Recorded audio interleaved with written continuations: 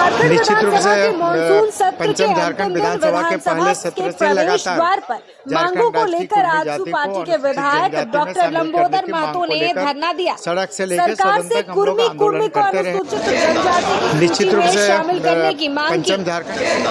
निश्चित रूप से पंचम झारखंड विधानसभा के पहले सत्र से लगातार झारखंड राज्य की कुर्मी जाति को अनुसूचित जनजाति में शामिल करने की मांग को लेकर सड़क से लेकर सदन तक हम लोग आंदोलन करते रहे, आवाज़ उठाते रहे और आज भी इस मांग को लेकर यहाँ पर हम लोग धरने पर है और सरकार से आग्रह है कि जल्द से जल्द झारखंड राज्य की कुर्मी जाति को अनुसूचित जनजाति में शामिल करने का काम करें।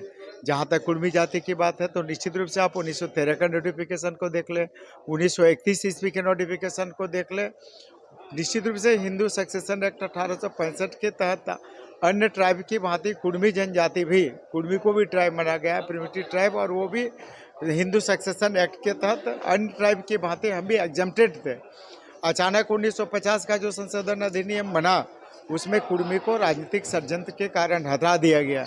तो निश्चित रूप से आज हमारी बात करें तो कुर्मी जनजाति के निश्चित से प्रिमिटिव ट्राइब की सारी समान विशेषताएं कुर्मी जाति को, ट्राइब के लिए क्या है कि अपनी भाषा होनी चाहिए, कुर्मी की भी अपनी भाषा है, कुर्माली है, जिससे हमारी भाषा, संस्कृति, भाषा, परंपरा, रहन सहन, हर चीज़ ट्राइब से मिलती जुलती है। तो निश्चित रूप से कुर्मी को जनजाति सरकार को बनाना चाहिए और जैसी कुर्मी जनजाति बनता है तो निश्चित रूप से झारखंड एक ट्राइबल स्टेट बनेगा और ट्राइबल स्टेट बनेगा तो सीधे 10th शेड्यूल में चला जाएगा और इसका फ़ायदा पूरे झारखंड राज्य के सभी अनुसूचित जनजातियों को होगा। इसलिए पूरे खुले मन से झारखंड राज्य की कुर्मी जाति को अनुसूचित जनजाति में शामिल करने की आवश्यकता है। निश्चित रूप से बिहार के तर्ज पर जातीय जनगणना होना चाहिए तो जो सामाजिक आंकड़े हैं, जो सामाजिक ताना बाना है उसकी जानकारी मिल पाएगी। आज सरकार के पास कोई आंकड़ा, सामाजिक आंकड़ा नहीं है। यही कारण है कि सामाजिक रूप से पिछड़े हुए कई जातियाँ, उनका सामाजिक न्याय मिल नहीं पा रहा, उनका हक और अधिकार नहीं मिल पा रहा। अभी आप देखे होंगे तो पटना हाईकोर्ट ने भी इसको जस्टिफाइड कर दिया। तो निश्चित रूप से जातीय जनगणना बिहार के तर्ज पर झारखंड में भी होना चाहिए ताकि यहाँ रहने वाले जो सामाजिक दृष्टिकोण से पिछड़ी हुई जातियाँ हैं उनको भी उनका हक और अधिकार मिल सके। नहीं, इसमें इसी के लिए मैं कह रहा कि खुले मन से सोचने की बात है।